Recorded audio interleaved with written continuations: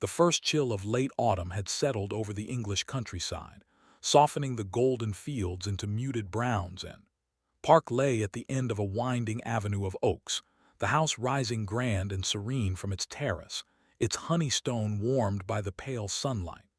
Even before Hastings and passed through the wrought-iron gates, there was the faintest stirring of expectation in the air, as though the house itself anticipated its weekend guests.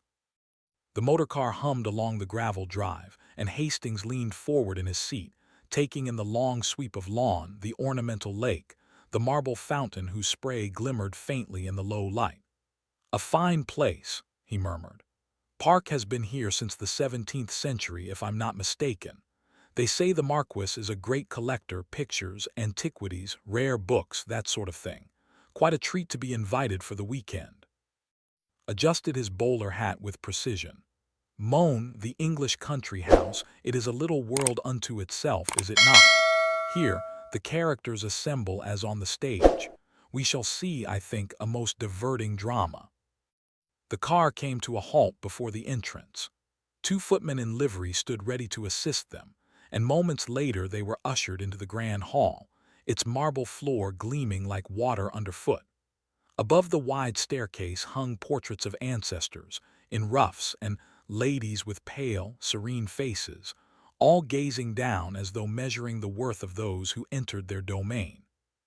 Lady Charlotte descended the staircase with graceful composure. She was tall and elegantly dressed in a soft wool gown, her fair hair arranged in a style that suited her strong yet delicate features. She extended a cool hand, too, her smile perfectly courteous. "Captain Hastings, we are so pleased to have you with us this weekend. My husband is eager to show you his latest acquisition." As they crossed to the drawing-room, sharp eyes took in the details: the arrangement of the flowers on the console table, the subtle fragrance of beeswax and roses, the faintly worn patch on the Persian carpet near the fire, betraying where a chair had stood for many years. The drawing-room was already half full with the assembled guests, who rose as Lady Charlotte introduced them one by one. There was Sir Lionel, a well-built man with a ruddy complexion and the booming voice of one accustomed to addressing Parliament; Beatrice Langley, the famous opera singer, whose dark eyes and dramatic gestures seemed to fill the room as much as her crimson silk scarf; Mr. the Marquess's private secretary, a serious young man with spectacles and ink-stained fingers; and the Marquess's nephew, a tall and handsome fellow whose rather casual air suggested the modern younger generation, who regarded aristocratic formality as faintly amusing. The final guest lady sat apart by the window, her gloved hands folded in her lap. She was a cousin of the family, widowed some years ago, her expression calm but faintly aloof, as though she saw and judged all with quiet reserve. Conversation resumed, circling around the events of the season, the latest happenings in Westminster, the opera in Garden. Hastings was enchanted by Beatrice's description of her triumph in, and even persuaded her to mimic one of her most dramatic gestures, which caused Sir Lionel to laugh so loudly that Lady Charlotte frowned ever so slightly. It was at this moment that the Marquess himself entered. He was a striking figure, tall, spare, with hair as silvery as the sword cane he leaned upon. His eyes were pale, commanding, and his presence seemed to pull the room to attention. "My friends," he said with a faint smile, "welcome to Park. You are here at a fortunate moment. Last week I secured for my collection an object of exceptional interest, a relic of the era. Come, I shall show you." There was an instant stir of interest, and the company followed him through to the library. The library was the heart of Park, a noble room lined with oak shelves, the scent of polished wood and old leather thick in the air.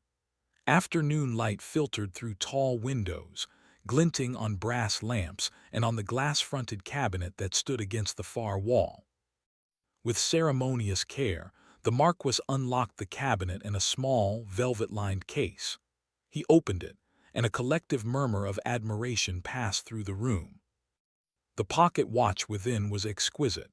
Its case was encrusted with tiny diamonds that caught the light like a cluster of stars, and upon the lid, inlaid in fine enamel, was the letter N beneath a crown of laurel leaves. "This," said the Marquis with quiet pride, "was presented to Napoleon Bonaparte by the city of Paris after the Treaty of Campo. It passed through many hands during the past century, some of them most distinguished. Its history is as fascinating as its craftsmanship." Sir Lionel leaned closer, his expression sharp. "A bold purchase. There are some who would say such treasures belong in a museum, not in private hands." The Marquis's pale eyes met his. "They are safer here than in a museum. The watch will not be locked in a case to gather dust. It will be studied, admired, appreciated." Lady Charlotte's hand, resting on the back of a chair, trembled slightly.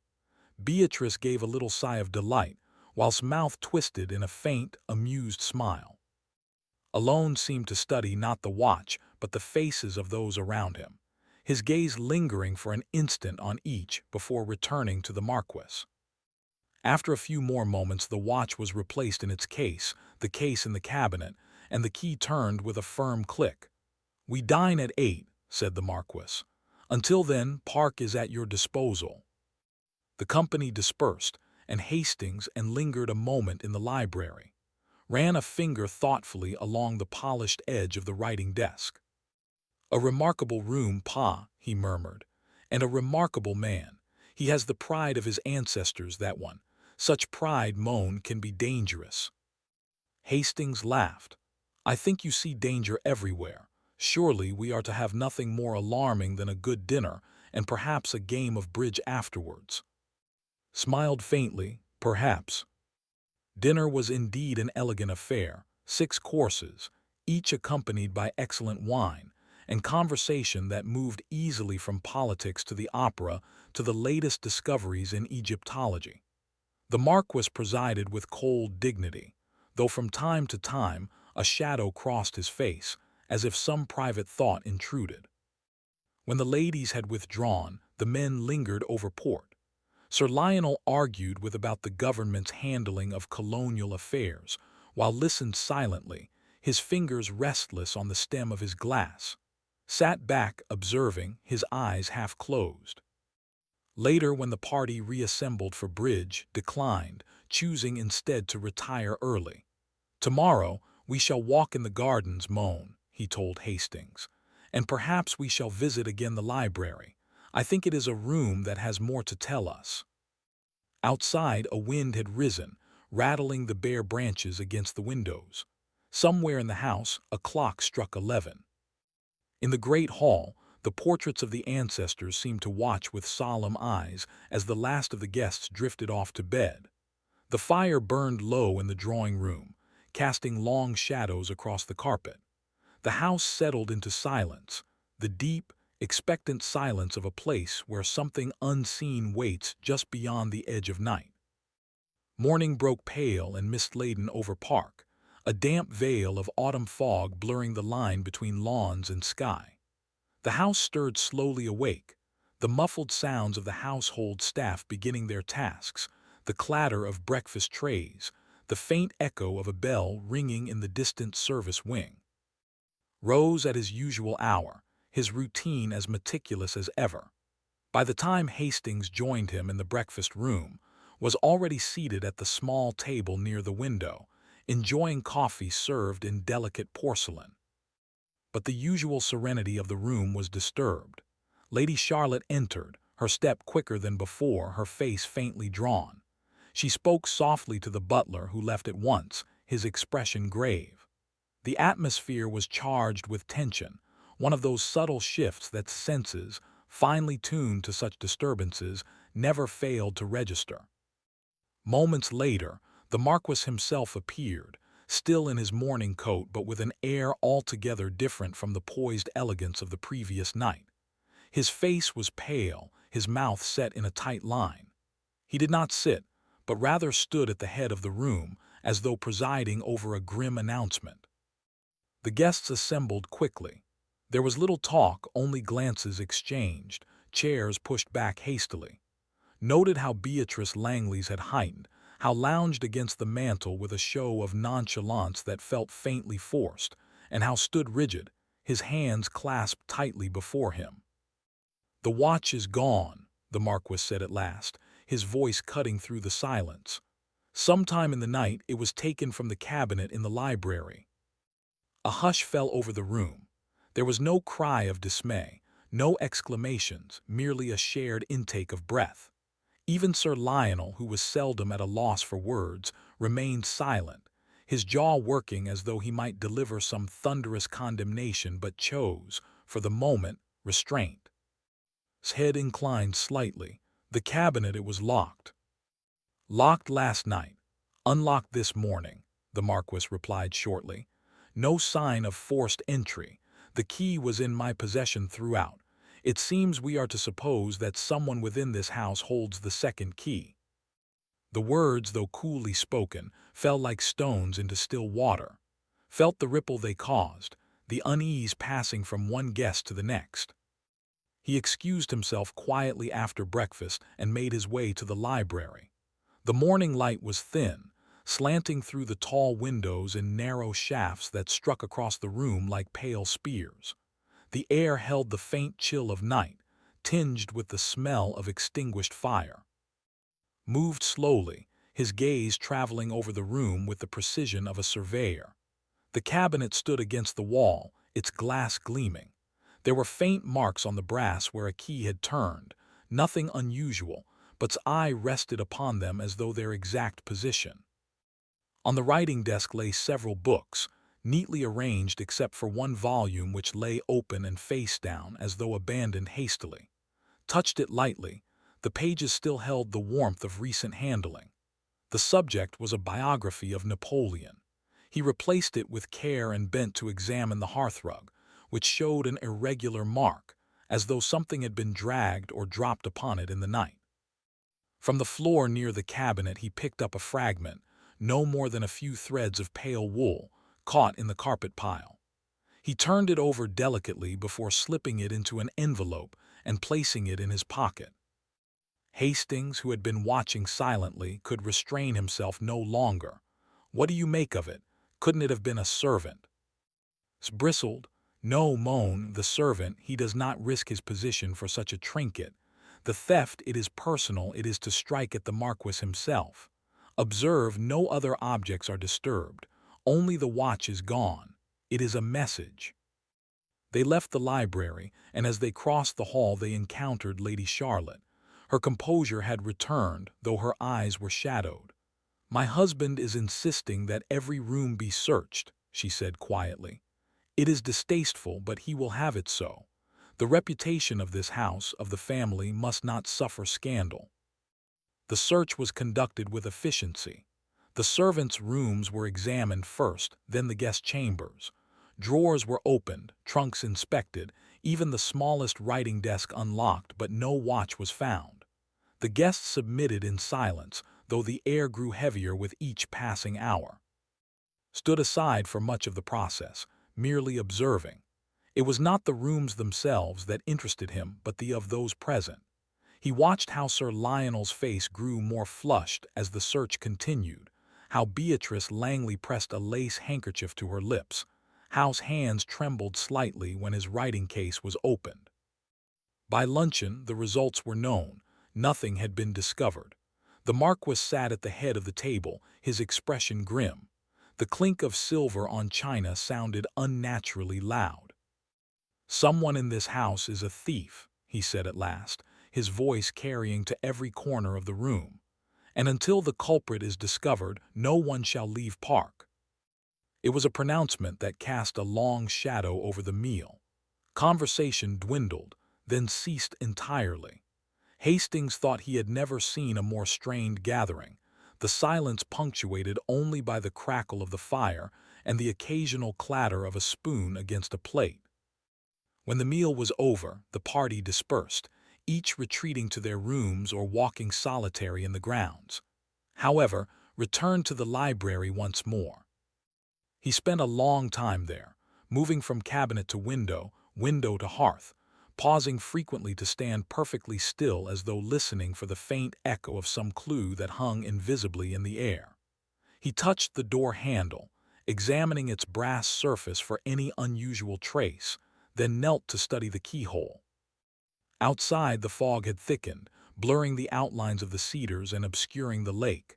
The house stood silent, its windows blank, its corridors hushed. Somewhere a floorboard creaked. Straightened at last, his eyes thoughtful. He had gathered little enough in the way of facts, yet the facts were there, waiting to be arranged. The room, he thought, was like a stage after the curtain has fallen. The actors had departed, but their positions, their gestures, the very air still held the memory of the drama just played. "Ah," he murmured softly to himself, "it is coming, mon cher, the second act. And then, I think, the tragedy." A heavy stillness seemed to settle upon Park as the afternoon waned.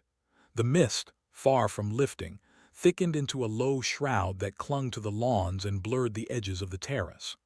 The house, seen from a distance, appeared almost spectral, its tall chimneys rising into the dim sky like black sentinels. Spent the later part of the day in quiet contemplation, seated near the fire in the small morning room. Hastings, restless, wandered the grounds, returning with his boots damp and his hair beaded with fog. He found as serene as ever, his fingertips pressed together, his dark eyes bright beneath their half-closed lids. "It is curious," Moan said softly when Hastings entered, "how quickly the atmosphere of a house can change. Yesterday there was laughter, light, the champagne that sparkled. Today there is suspicion, even the walls seem to lean closer to listen." Dinner that evening was a strained affair. The long table, glittering with silver and crystal, seemed to stretch on endlessly, each guest separated by a gulf of silence that no amount of polite remark could quite bridge. The Marquess presided as before, but there was no warmth in his manner. His words were few, his tone severe. Who had been so effortlessly charming on the previous day, appeared sullen, his fork moving idly over his plate. Beatrice Langley looked pale, her opera singer's hands twisting her napkin beneath the table. Sir Lionel sat stiffly upright, his jaw set, his eyes darting from one guest to the next as though challenging them to meet his gaze. Was the most altered, he seemed thinner somehow, his spectacles slipping repeatedly down his nose, which he wiped with nervous energy. Observed all, speaking little. He had placed himself where he could see every face under the glow of the chandelier. It was not merely words he sought, but glances, gestures, the fleeting betrayals of the human countenance. When at last the dinner ended, the party moved to the drawing-room. A game of bridge was proposed but met with little enthusiasm. Beatrice declined altogether, pleading fatigue. Lady sat by the window, gazing out into the night, lit a cigarette and wandered restlessly from one end of the room to the other. The Marquess excused himself shortly after 9, announcing that he had letters to write. His departure left the party yet more subdued. Without his commanding presence, the room felt oddly hollow, as though the center of gravity had shifted elsewhere. One by one the guests excused themselves. By 10:30, the house had grown very still. It was then that Hastings, unable to sleep, took to the corridors. He had always been sensitive to the particular quality of a country house at night, the muffled stillness, the smell of banked fires, the occasional creak of a board underfoot. Tonight that stillness felt oppressive, weighted with something unspoken. He walked the length of the gallery, his footsteps softened by the thick carpet, pausing now and again to peer down the stairwell where the light from the hall lamps cast long, skeletal shadows. Somewhere in the distance, a door clicked softly, followed by the faint sound of retreating footsteps. Hastings could not say from which direction the noise had come, only that it was near enough to set his heart beating a little faster. He passed the door to the library and noticed with a start that a thin line of light glowed beneath it. The house, he had thought, was asleep, yet here was evidence that one room at least was still occupied. Hastings hesitated, then moved closer, listening. There was no sound save for the faintest scratching, the noise, perhaps, of a pen moving over paper or something dragged across the desk. A chair scraped, faint but distinct. He was about to retreat when the light suddenly vanished, leaving the door outlined in darkness once more. He stood there a moment longer, uncertain, then made his way back to his room. When he opened the door, he found awake, sitting up in bed with a small notebook in hand.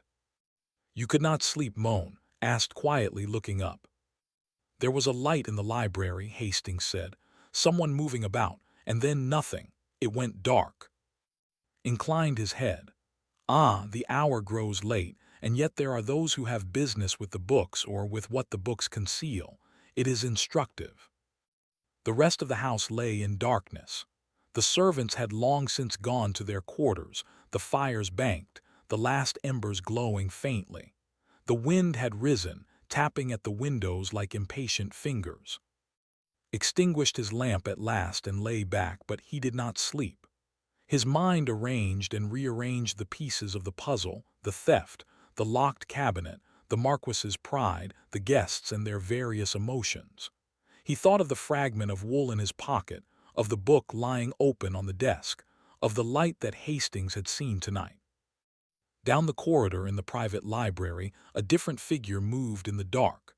The fire had long since died, leaving only the faintest glow of ash.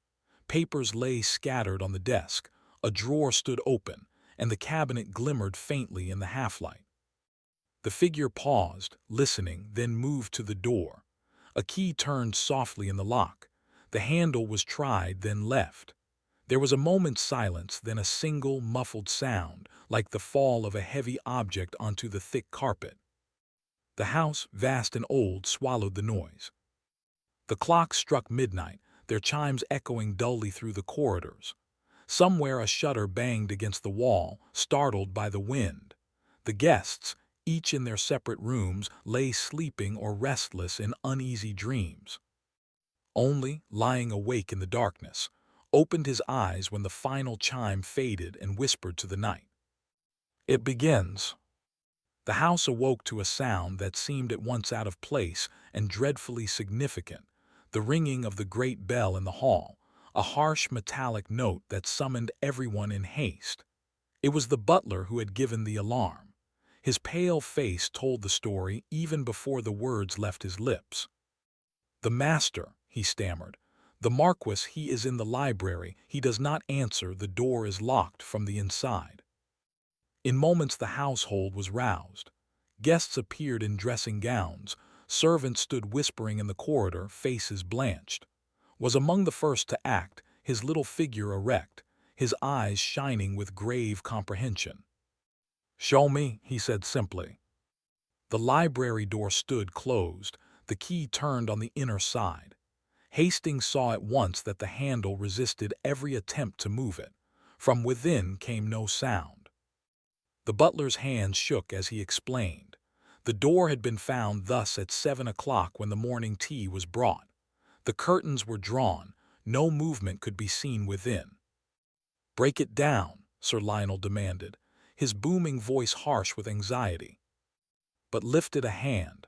"One moment, if you please. We do not enter like the barbarians." Hastings looked to the windows. They tried each one in turn. Every latch was fastened. The glass bore no sign of tampering. There was no way in, no way out. Knelt to peer through the keyhole, his eye narrowing. "The key, it is still in place. Bon, there is no other entrance." "None," said the butler hoarsely. Straightened. "Very well. If we must break the door, let it be done carefully." A heavy shoulder and one well-aimed blow forced the lock. The door gave with a splintering sound, swinging inward upon a room steeped in unnatural stillness. The curtains had not been drawn after all. A faint autumn light filtered in through tall windows, touching the room with a chill pallor. The air smelled of extinguished fire, stale tobacco, and something else, something metallic that Hastings with a shudder. The Marquess of lay sprawled upon the hearthrug, one hand flung outward, the other curled against his chest as though in pain. His face was ashen, his eyes half closed.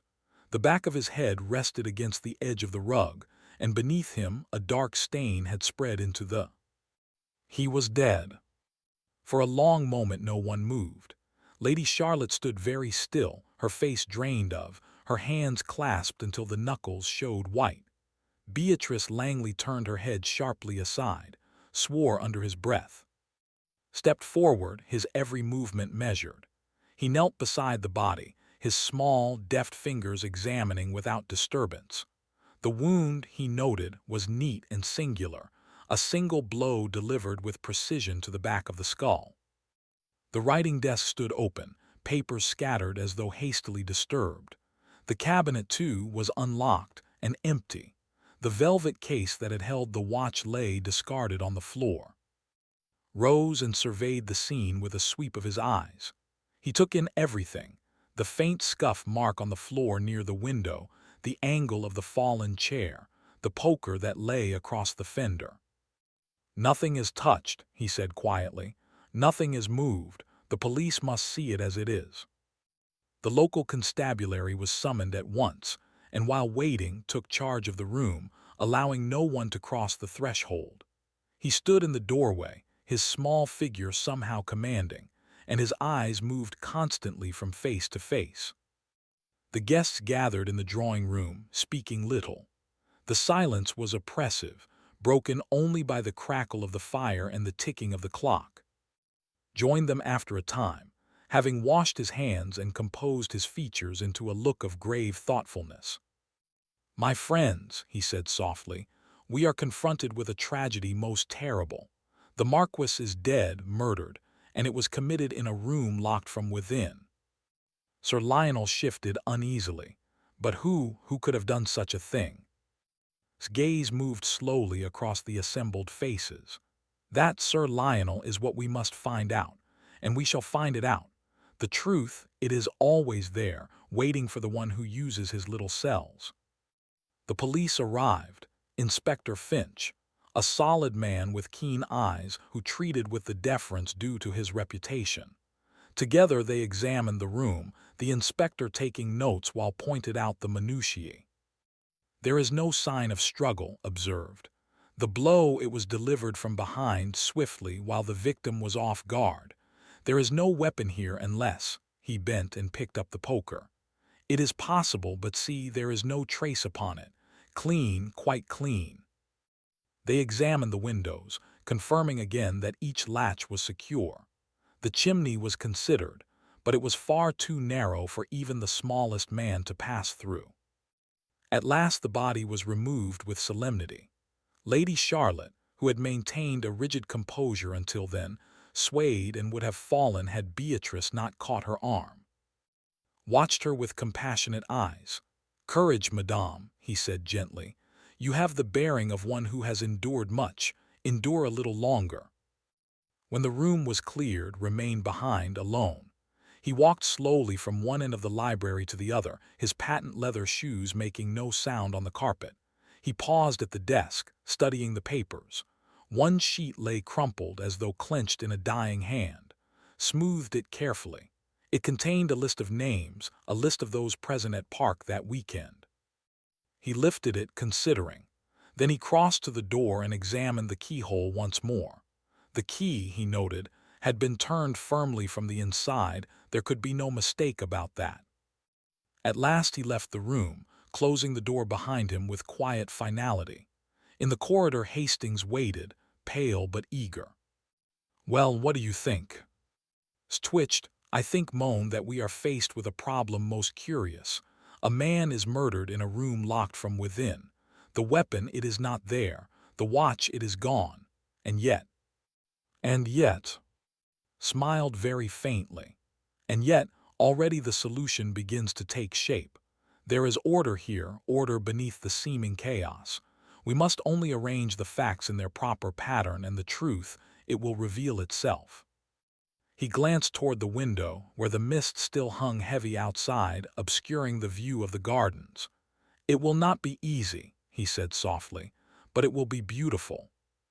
The morning dragged on under a heavy sky, the fog rolling low across the lawns so that the house appeared to float in a sea of whiteness. Within, The atmosphere was equally suffocating, a hush broken only by the sound of footsteps on polished floors, the creak of a stair, the quiet voices of servants moving about their duties with exaggerated care. Began his work at once, his method as precise as ever. While Inspector Finch himself with the formalities, statements, arrangements for the coroner, pursued the subtler work of understanding not only what had happened but why. He returned to the library first, accompanied only by Hastings. The body was gone, but the room retained a curious stillness as though holding its breath. The chair by the fire lay on its side, and the poker still rested across the fender where it had been found. Examined the cabinet again, running his fingertip along the edge of the lock. There was no damage, no scratching, no sign that it had been forced. He crossed to the desk, surveying the scattered papers. The list of names still lay where he had placed it earlier, and beside it a fountain pen, its nib stained with ink. Noted that the ink was fresh enough to have been used not long before death. The sheet of blotting paper bore an impression of a single word. He replaced the paper carefully, then knelt to study the hearthrug once more. The dark stain where the Marquess had lain was now covered, but seemed to see it still. His hand hovered just above the carpet, as though taking a measurement in the air. Rising, he moved to the windows. The latches were secure, but the curtains told another story. One had been disturbed, pulled slightly askew. Adjusted it, observing the faint track it had left in the dust along the sill. Someone, he concluded, had been at the window, not to leave perhaps, but to look out. When he had satisfied himself with the room, began the slow work of speaking with each guest and member of the household. He did not question them all at once, but rather sought them individually, preferring to see each in the setting most natural to them. Was found in the room, chalking a cue though he did not play. His manner was restless, his eyes bright with suppressed energy. Watched him for some minutes before speaking. He noted the threadbare cuff of his jacket, the impatient tapping of his shoe against the parquet floor, the way he avoided looking toward the door as though afraid of interruption. Beatrice Langley was in her room, sitting by the window with her dressing gown wrapped close around her. Her face was pale, her hair unpinned, giving her a strangely vulnerable air. Noticed the score of music on the table beside her and the fresh tear in one of her gloves, as though caught on something in haste. Sir Lionel occupied himself with the newspapers in the morning room, though he scarcely turned a page. His ruddy face was blotched, and now and again he cleared his throat with unnecessary. When entered, he looked up sharply, then quickly lowered his eyes. The secretary was at his writing desk, as usual. His hands trembled as he replaced his pen, and he seemed on the verge of speaking, but at the last moment bit back whatever he had meant to say. Observed him silently, noting the deep shadows under his eyes and the small ink stain on his cuff that matched the one on the desk blotter. Lady alone seemed untroubled.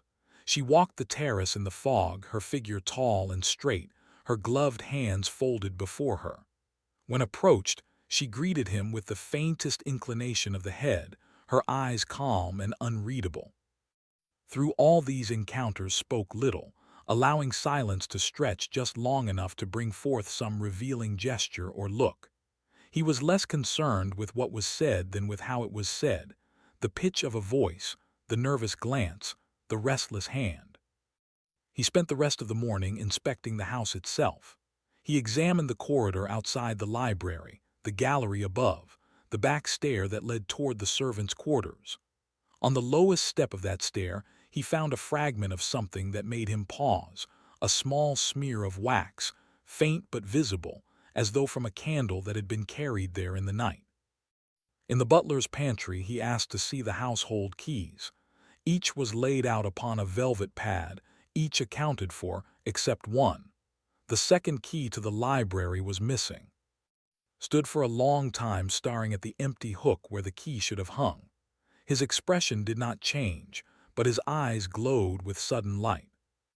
"Ah," he said softly, "now we progress." He inspected the servants next.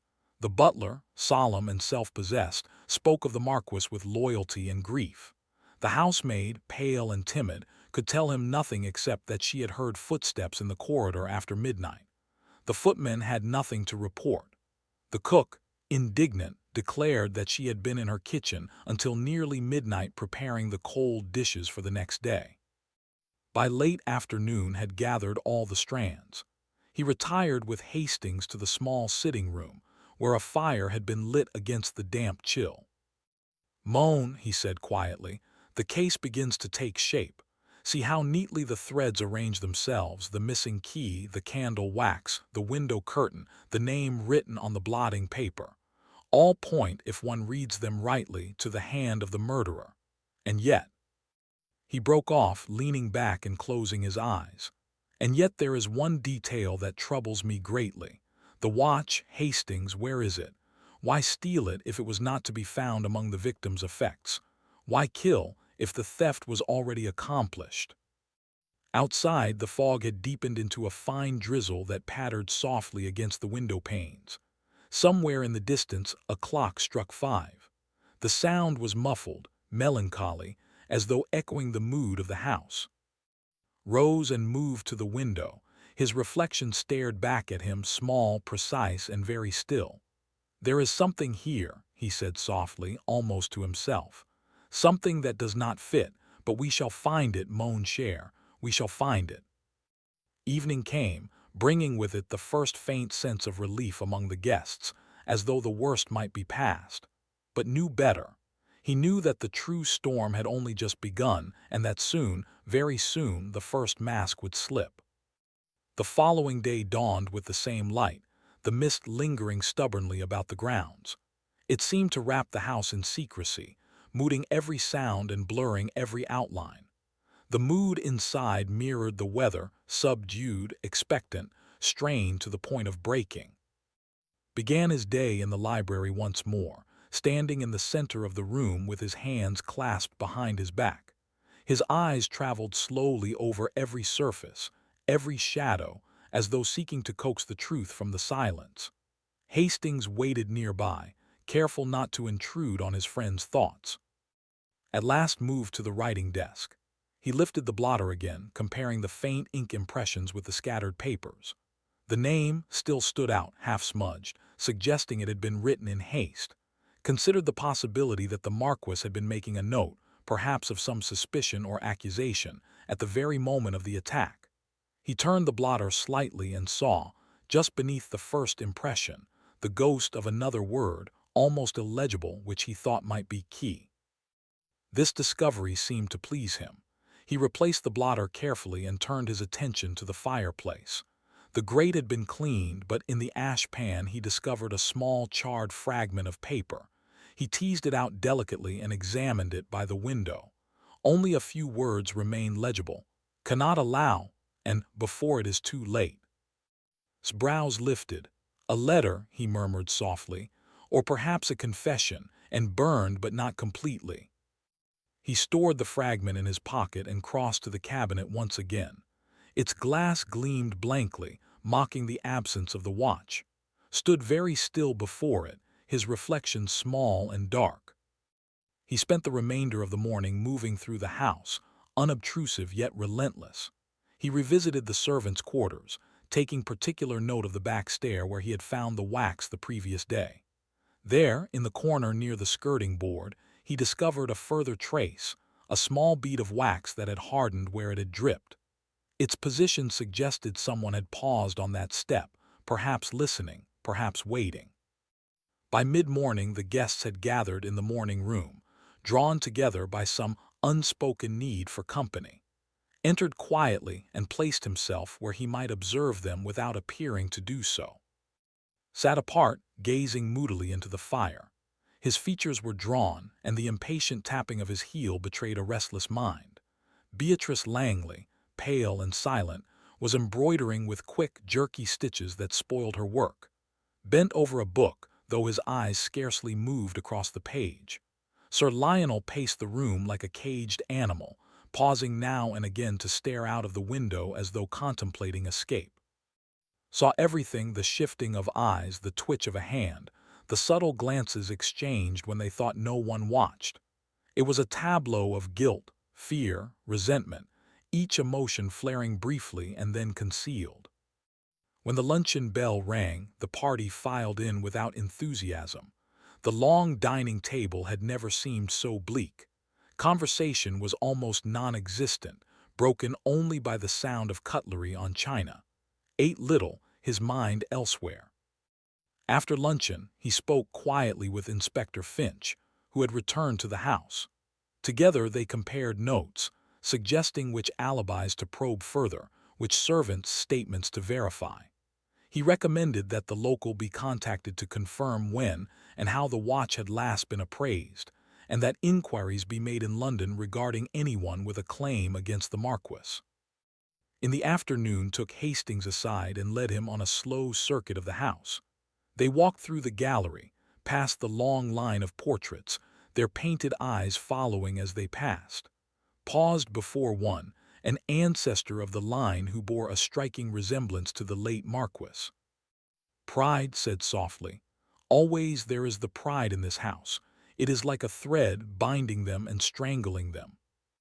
They descended to the library once more, where began a detailed examination of the door itself.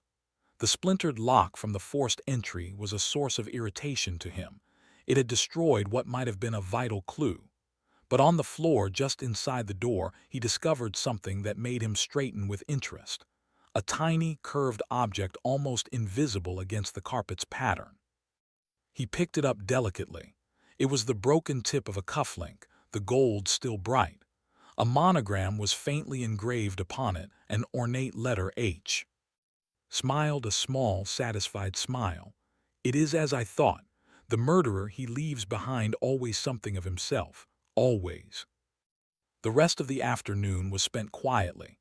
To his room with his notes, arranging them in careful order. The missing key, the wax on the stair, the burned paper, the cufflink, the name on the blotter, the curtain disturbed at the window. Each was like a piece of a mosaic, and as he placed them in sequence the pattern became clearer. As dusk fell, emerged once more. The lamps had been lit in the hall, casting pools of warm light that seemed to deepen the surrounding shadows. He walked softly through the house, pausing occasionally to listen. Once he heard a door close quickly somewhere along the gallery. Another time he saw a figure retreat down the far end of the corridor, though whether guest or servant he could not tell. In the drawing-room the fire had been kindled, and the guests gathered there before dinner. Stood near the mantel, his eyes traveling from face to face. There was tension in the air now, palpable as a storm about to break. Restlessness had grown. Beatrice was near tears, seemed ready to speak but dared not, and even Sir Lionel's bluster had given way to a watchful silence. Said little. He had no need. The house itself seemed to speak for him, every creak of the boards, every gust of wind at the window seemed to whisper of guilt, of secrets about to be laid bare. That night did not retire early. He remained awake, packing the corridors softly, pausing now and then outside certain doors. He left the library lamp burning low, a deliberate signal, as though inviting the murderer to return. Hastings, who accompanied him for part of the vigil, grew uneasy. "Do you expect something to happen tonight?" he asked. Twitched, perhaps moan, perhaps not, but it is always good to give opportunity to the guilty. When the trap is baited, sometimes the mouse he comes. Midnight came and passed. The house lay silent, the fog pressing close to the windows, the air thick with expectancy. At last returned to his room, but his mind was alert. He knew that the endgame was drawing near, the moment when all masks would fall away. The following morning dawned clearer than any before, the mist at last receding to reveal lawns still beaded with moisture, as though the estate itself had wept during the night. The autumn light fell sharp and pale across the terrace, gilding the statues and catching on the windows of the great house. Inside, the air felt lighter, charged with anticipation, as though something momentous was about to take place. Requested that all present assemble in the library at 11 o'clock. There was no refusal. One by one they entered, subdued but curious, Lady Charlotte, her face pale but composed, his expression guarded, Beatrice Langley, tightly wound and near tremulous, whose spectacles glinted as he took a place near the fire, Sir Lionel standing stiffly with folded arms.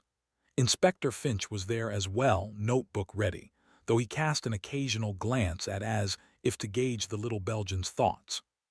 Stood before the empty cabinet, his small figure very still, his hands lightly clasped. When all had taken their places, he turned, and the light from the tall windows struck across his face, showing the sharp line of his and the gleam of his eyes. "My friends," he began quietly, "the tragedy that has visited this house, it is grave. But I have said before, there is order always beneath what appears disorder. The facts, they must be set in their proper place, and when they are so arranged, the solution is as inevitable as the rising of the sun." He paced the room slowly, pausing now and then as though to let the weight of his words sink in. "Consider first the theft of the watch. It was not an opportunistic crime. The cabinet was opened with a key, not forced. The second key was missing from the servant's rack. Someone took it deliberately and with forethought. The theft was planned." Moved to the desk and laid a hand upon the blotter. "The Marquess discovered something before his death. Here we see the name impressed in the paper. He had begun to write, perhaps a note of accusation, and he wrote also another word, key. He had discovered who had taken it and intended to act, but before he could finish, he was struck down." He turned to whose face flushed darkly. "You see, my young friend, the Marquis knew. He knew that you had taken the key." His hand gripped the arm of his chair, but he said nothing. His voice remained calm, almost gentle. "But to take the key, it was not to kill. No, your motive, it was of another kind. Pride, yes, but also desperation.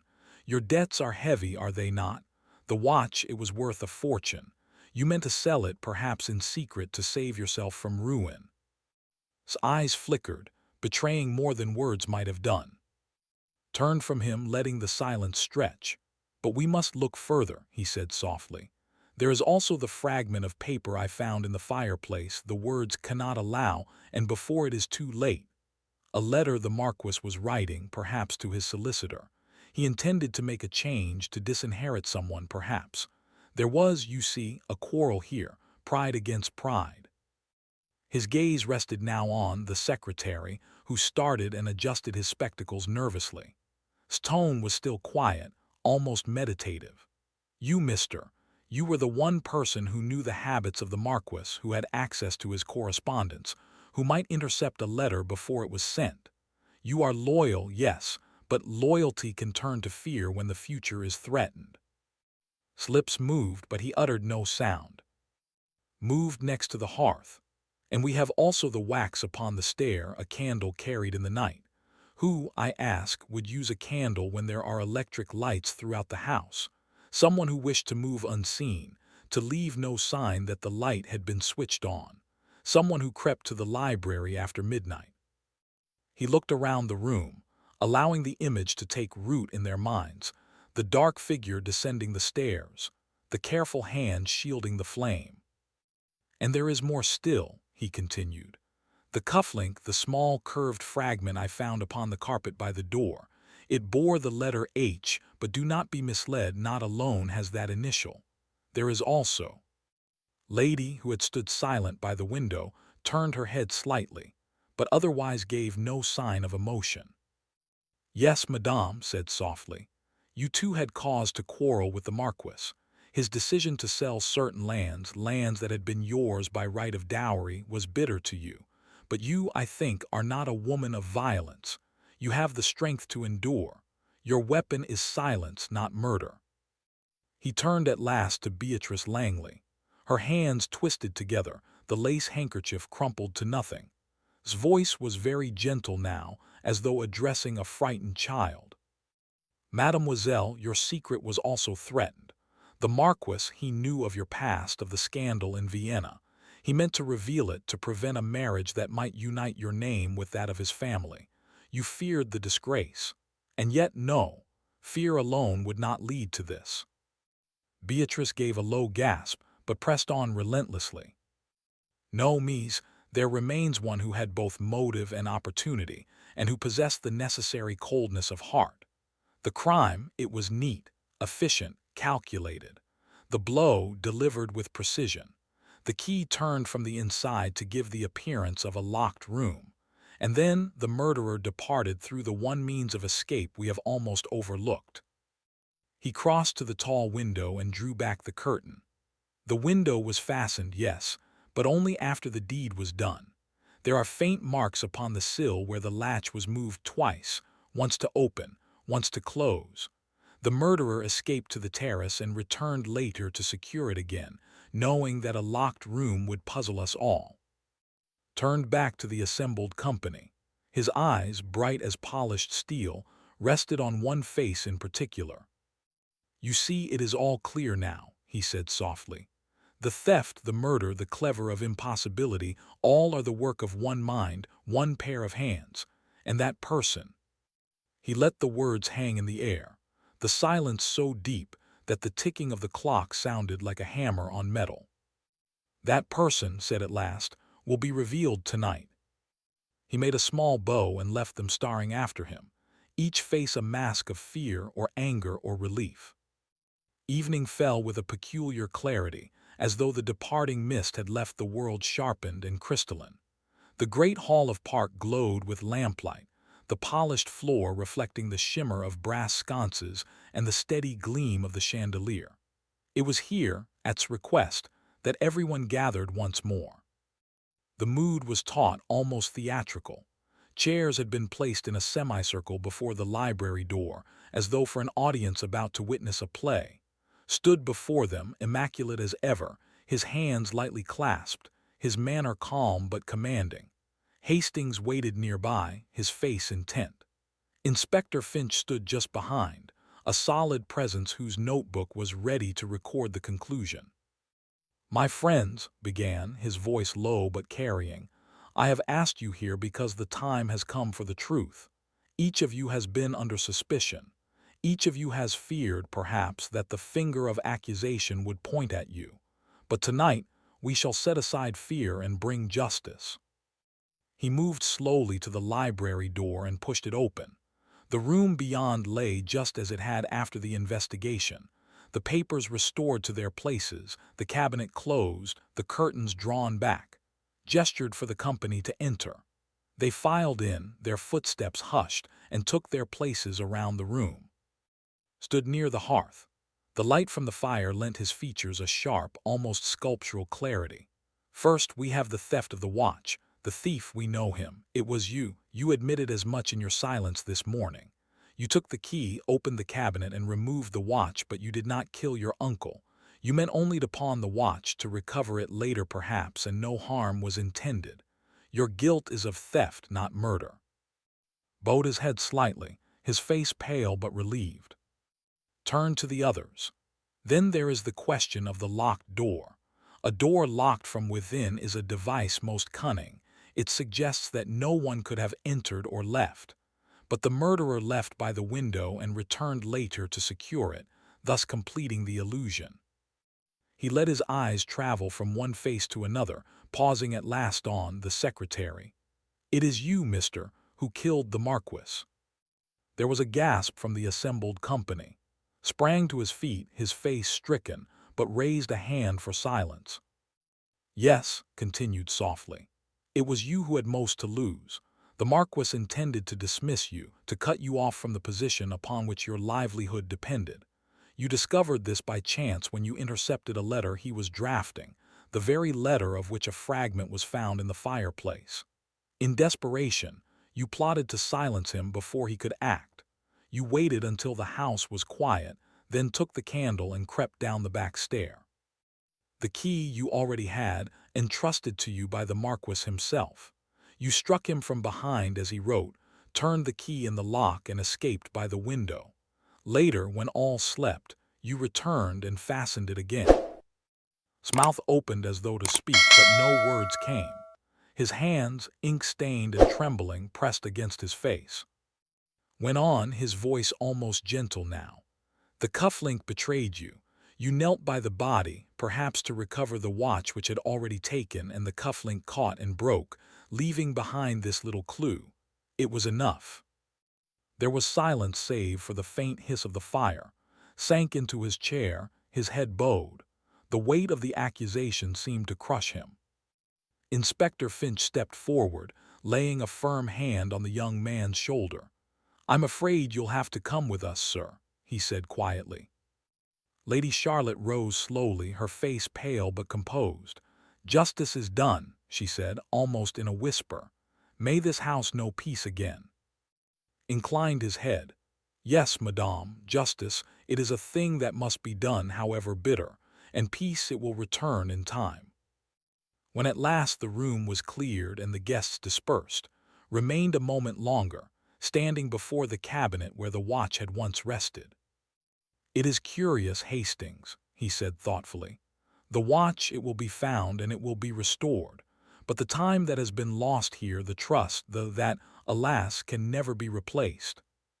He turned, his small figure framed by the glow of the fire. "Come, Moan, our work here is done."